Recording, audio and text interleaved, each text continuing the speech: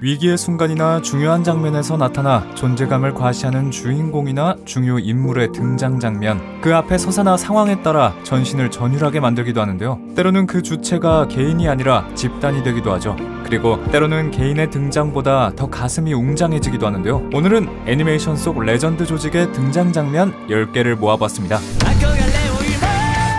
신드바드는 신드리아 왕국의 왕이자 7회 연합의 연합장인데요. 특히 7회 연합은 세계 정상급의 무력과 지력은 물론 왕으로서의 능력도 출중한 신드바드를 중심으로 금속기의 사용자들이 모여있어 최강급 전력을 보유하고 있는 집단이라 할 수 있죠. 하지만 기본적으로 불가침 조약을 지키고 있기 때문에 7회 연합의 전력이 한 곳에 모이는 일은 없었죠. 한편 마기의 주인공 알라딘은 위기에 처해 있었는데요. 위기의 원인은 하늘에 떠있는 검은 구체, 구체의 정체는 세계를 멸망시킬 신을 소환하기 위한 매개체 암흑점이었습니다. 암흑점을 파괴하지 않으면 정말로 세계가 깨끗하게 지워져 버릴지도 모르는 위험한 상황. 이에 알라딘은 세상을 지키기 위해서 세계 정복을 꿈꾸던 황제국의 일왕자 연홍염에게 도움을 요청하는데요. 알라딘에게서 세계의 진실을 듣는 대신 암흑점 파괴를 돕기로 하는 연홍염과 그의 형제들. 하지만 그들의 참전에도 불구하고 암흑점은 더 거세게 세계를 집어삼킬 태동을 합니다.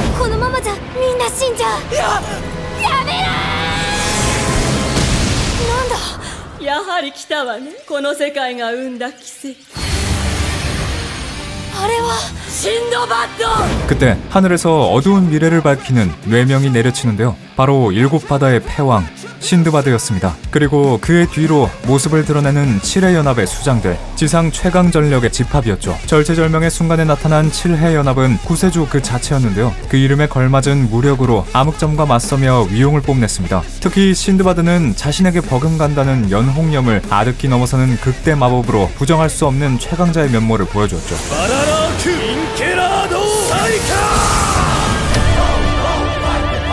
천원돌파 그랜라간의 주인공 시몬이 소속된 대그랜단은 인류 해방을 위해 조직된 일종의 레지스탕스입니다. 원래 카미나가 만든 조직이지만 로제놈의 부하들과 사투를 벌이던 중 카미나는 목숨을 잃고 말았는데요. 그 이후에 시몬이 리더를 이었고 결국 로제놈을 물리치면서 평화를 이루게 됩니다. 하지만 영원할 줄 알았던 평화는 몇 년 뒤에 깨지는데요. 인류를 노리고 있던 진짜 적 안티스파이럴이 나타났던 거죠. 새로운 적의 등장으로 각자의 자리에서 살아가던 대그랜다는 우여곡절 끝에 다시 모이고 안티스파이럴을 쓰러뜨리기 위해 우주로 나갑니다. 수많은 사투를 거쳐 마침내 적의 수장과 최종 결전을 하게 된 대그랜단.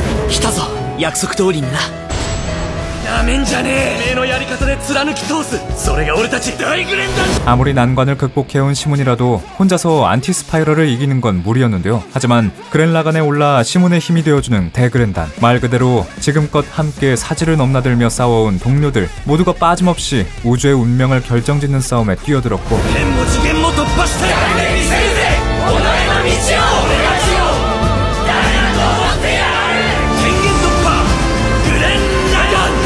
덕분에 절대 넘을 수 없을 것 같던 안티스파이럴의 벽을 마침내 넘어섭니다. 최후의 순간 주인공 혼자서 모든 것을 이겨낸다는 일반적인 관념을 깨부수는 장면이었는데요. 특히나 지하 땅굴에서부터 시작된 아무 힘 없던 그랜단이 수많은 사건을 거쳐 많은 동료와 함께하게 되고 그 동료들의 힘으로 마무리 짓는 모습은 가슴 벅찬 희열과 전율을 선사했죠.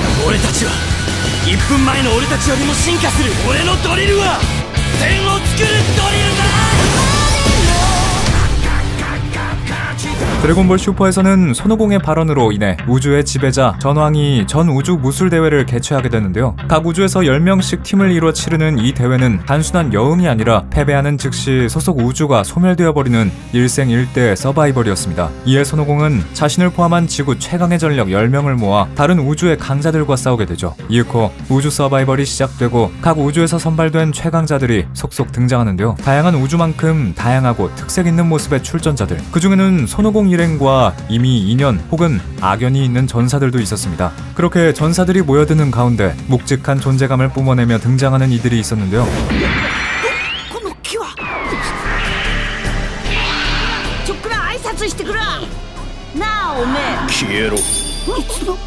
바로 11우주의 전사들 프라이드 트루퍼즈였습니다. 프라이드 트루퍼즈는 11우주의 평화를 지키기 위해 만들어진 조직이었는데요. 우주를 위협하는 빌런들을 제압해야 하는 만큼 개개인이 압도적인 무력을 지니고 있는 집단이었죠. 특히 에이스인 지레는 그 손오공마저 긴장하게 만드는 실력자였습니다. 결국 예상한 대로 프라이드 트루퍼즈가 이번 대회의 최고의 난적이 되었는데요. 다른 멤버들 역시 우수한 실력자였지만 그들을 뛰어넘는 최강자 지렌과 7우주의 대표 손오공의 싸움은 우주 서바이벌 에피소드의 명장면으로 꼽히기도 했습니다. 검은 포구단은 클로버 왕국의 마법기사단 중 하나이자 주인공인 아스타가 속한 기사단인데요. 전원이 마법기사단이라는 명성에 걸맞은 실력을 갖추고 있는 정예부대라고 할 수 있지만 전원이 괴짜인데다 끊임없이 사고를 치는 탓에 악명이 높은 기사단입니다. 하지만 끈끈한 동료애와 의리가 넘치는 가족 같은 기사단이죠. 그런 검은 포구단의 일원인 아스타는 악마를 단죄하고자 열린 재판에 출석하게 되는데요. 재판을 담당한 마법의회의 의장 담나티오는 악마의 힘을 사용하는 아스타를 단죄하고자 합니다. 심지어 담나티오의 도발로 아스타가 악마의 힘을 드러내자 사람들은 맹목적으로 아스타를 처단해야 할 악으로 몰아가는데요. 그렇게 대역죄인으로 낙인 찍힌 채 처형당할 위기에 몰린 아스타. ここで私を倒し逃げられたとしても貴様を育てた教会の者たちがただでは済まぬだろうな。貴様を助ける者、助けられる者など言わしない。貴様は悪だ。 그때 의회의 벽을 무너뜨리며 등장한 한 무리의 사람들, 바로 마법의회를 거스르더라도 아스타를 구하기 위해 찾아온 검은 포구단이었습니다. 아스타를 구하면 검은 포구단도 죄인으로 몰릴 수 있는 최악의 상황이었는데요. 하지만 단장 야미는 동료를 위해서라면 반역자의 오명마저 기꺼이 받아들이겠노라 선언하죠. 豪遊の立場はどうなるのか分かっているのか。ならず者でも反逆者でも上等だよ。 이 장면은 세간의 악동이자 최악의 기사단으로 불리는 검은 포구단의 의리 넘치는 진짜 모습을 잘 보여주었는데요. 어떤 비탈길이 앞에 펼쳐지더라도 함께하려는 그들의 각오가 잘 느껴지는 장면이었습니다. 나루토의 주인공인 우즈마키 나루토는 제대로 된 술법 하나 쓰지 못하던 마을의 천덕꾸러기였지만 수많은 실전과 수련을 거쳐 강자로 거듭났습니다. 나루토의 아이덴티티를 나타내는 수많은 술법 중 하나는 선인 모드를 비롯한 선술인데요. 스승인 지라이아의 죽음 이후 두꺼비 선인들과 함께 산에 틀어박혀 수행한 끝에 습득한 것으로 시전 시간이 길지만 전투력이 비약적으로 올라가는 기술입니다. 나루토가 선인 모드를 수행하는 동안 나무님 마을에는 큰 재앙이 들이닥쳤는데요. 바로 나루토 최강, 최악의 악당, 조직 아카츠키의 리더 페인이 나루토의 구미를 빼앗기 위해 쳐들어온 것이었습니다. 痛みを受け取れ、痛みを知れ。痛みを知らぬ者に本当の平和は分からん。ここより世界に痛みを。神羅転生。 전설의 새 닌자인 츠나데 등 최정예들을 포함한 모든 전투원들이 페인을 막아섰지만 완전히 위기에 몰린 나무님 마을.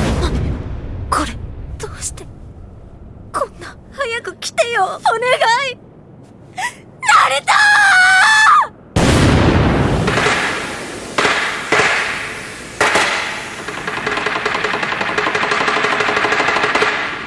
그때 모습을 드러낸 것은 몇 마리의 두꺼비 그리고 나루토였습니다. 나루토가 마침내 선임 모드를 익혀 두꺼비 패거리들과 함께 마을을 구하기 위해 달려왔던 것이었죠. 나루토는 마을을 손쉽게 짓밟던 페인을 몰아붙이며 타겟급 이상의 전투력을 보여주는데요. 마을에서 줄곧 외톨이였던 나루토가 혼자서 위기에 빠진 마을을 구해내는 역사적이고 가슴 벅찬 순간이었죠. 이 에피소드 이후 나루토는 마을의 영웅이 되어 모두에게 인정받게 됩니다.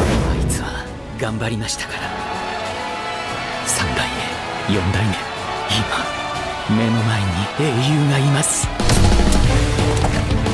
도쿄 만지회, 통칭 도마는 도쿄 리벤저스에 등장하는 폭주족 중 하나인데요. 타임리프를 통해 과거로 돌아간 주인공 타케미치는 미래를 바꾸기 위해 도만에 접근하고 도만의 총장인 마이키에게 끈기를 인정받게 됩니다. 무적의 마이키라는 별명대로 최강의 전투력을 가진 마이키를 중심으로 시부야에서 가장 큰 영향력을 자랑하는 조직 중 하나죠. 타케미치는 과거에 커다란 분기점이 되는 사건 드라켄의 죽음을 막기 위해 타임리프를 하는데요. 가까스로 드라켄이 죽게 되는 계기, 도만의 내부 항쟁을 막아낸 타케미치. 하지만 원래 뭔가가 잘못되어 버렸는지 역사에는 없었던 도만의 적대 조직 웨비우스에게 둘러싸여 버립니다. 적은 만전의 기한에 비해 드라켄은 다쳤고 싸울 수 있는 전력이라곤 손에 꼽을 수밖에 없는 상황. 빠져나갈 구멍이라곤 보이지 않았는데요. 2二人で叶うと思ってんの？どうする？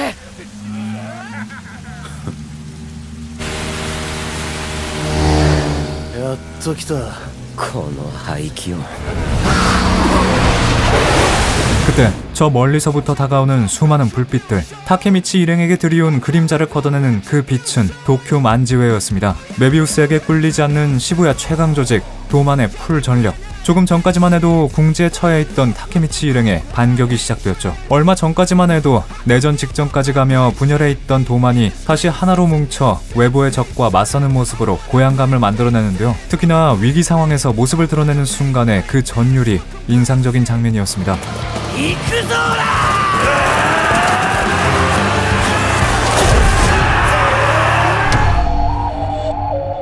호정 13대는 소울소사이어티의 수호와 현세의 혼과 관련된 일을 수행하는 기관으로 일종의 사신들의 군대인데요. 부대장급의 간부부터는 웬만한 사신이나 호로는 상대도 되지 않는 능력을 지녔고, 대장급부터는 단신으로 군대와 맞붙을 수 있을 정도의 범접할 수 없는 무력을 지니고 있죠. 그리고 블리치의 최고 빌런인 아이젠 소스케 역시 호정 13대 출신이었습니다. 웨코문드에서 아란칼을 거느리는 아이젠 소스케의 목적은 소울소사이어티의 왕, 영왕을 죽이는 것이었는데요. 그러기 위해서는 영왕이 있는 곳으로 이어주는 열쇠가 필요했죠. 그리고 그 열쇠를 얻을 수 있는 곳이 바로 이치고의 집이 있는 카라쿠라 마을이었습니다. 아이젠은 열쇠를 얻기 위해 직접 마을의 행차에 파괴를 일삼으려 하는데요. 待てよ、イチゴ。てめえが動いて何かできんのか。このままここで待ってろってのか。言ったろうが、二つ目の指令は桜町で固定13体全隊長戦闘可能にすることだ。 아이젠이 찾아간 카라쿠라 마을은 사실 호정 13대가 복제해놓은 가짜 마을이었고, 아이젠을 막기 위해 찾아온 호정 13대의 대장들은 등장과 동시에 위압감을 뿜어내며 줄곧 우위에 서있던 아이젠을 압도하기 시작합니다. 이 장면은 좀처럼 전원이 함께 전투에 참여하는 일이 드물던 호정 13대의 대장이 모두 모인 명장면이었는데요. 특히 1번대의 대장이자 최강의 사신인 겐류사이가 쏘아낸 화염이 장렬하는 순간은 손꼽히는 장면 중 하나입니다.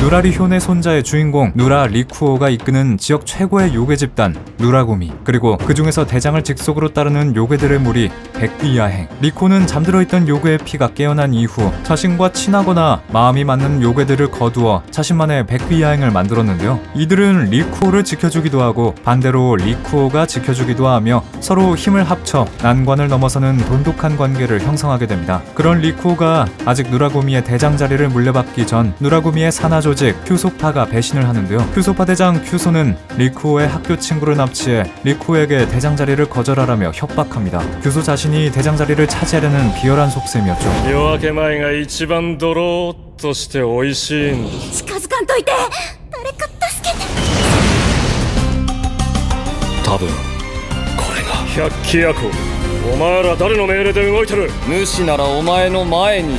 얼마 후 리쿠오의 친구들이 잡혀있는 큐소파에 누군가 찾아오는데요. 바로 리쿠오 안에 요괴의 피가 깨어난 모습, 밤의 리쿠오, 그리고 리쿠오의 뒤를 따르는 충성스러운 요괴 군단 백귀야행이었습니다. 꺾여버릴 뻔한 리쿠오의 마음을 백귀야행 요괴들의 믿음이 붙잡아 두었던 거죠. 결국 백귀야행과 밤의 리쿠오의 힘으로 반역을 꿈꾸던 큐소파를 완전히 짓눌러버립니다.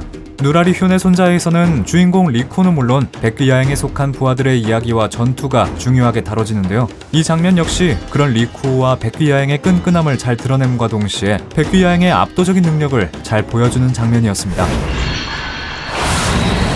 奥義影響止水桜その波紋鳴り止むまで全てを燃やし尽くす。もっと自由に生きるんだ。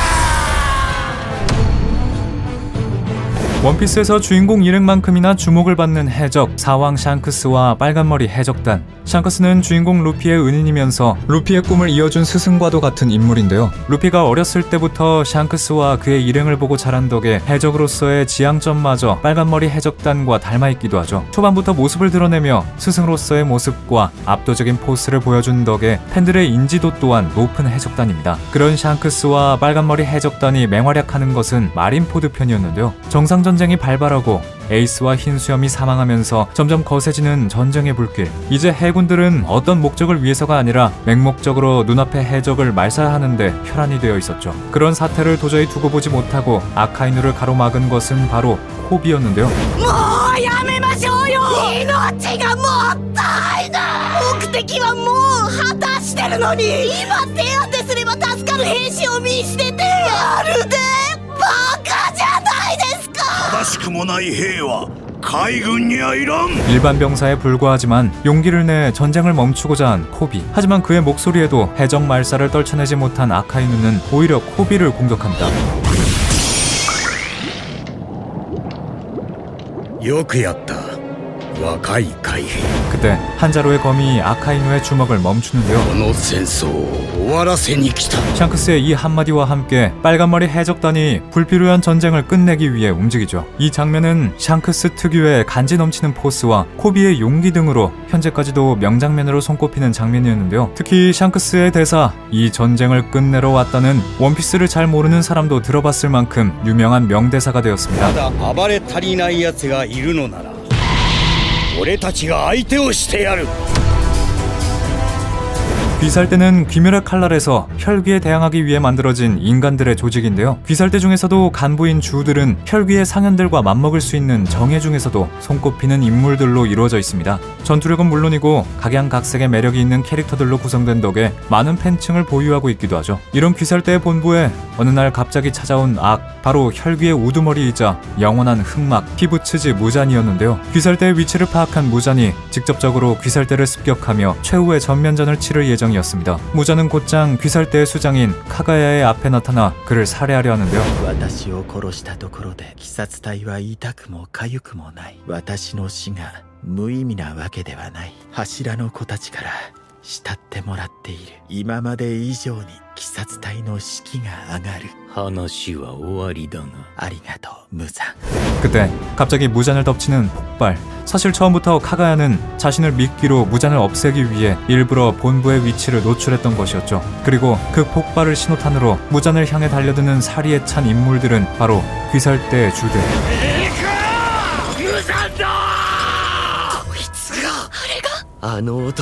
무잔을 확인한 주들은 곧장 자신의 절기를 꺼내들며 망설임 없이 무잔에게 전력을 부딪힙니다. 이 장면은 단순히 주들의 실력을 드러내는 것이 아니라 겨우 붙잡은 기회를 놓치지 않기 위해 모든 힘을 쥐어짜 무잔에게 쏟아부은 그들의 각오가 드러나는 장면인데요. 2025년 8월에 개봉할 극장판 귀멸의 칼날 무한성편을 더욱 기대하게까지 만들어줬죠. これで私を追い詰めたつもりか。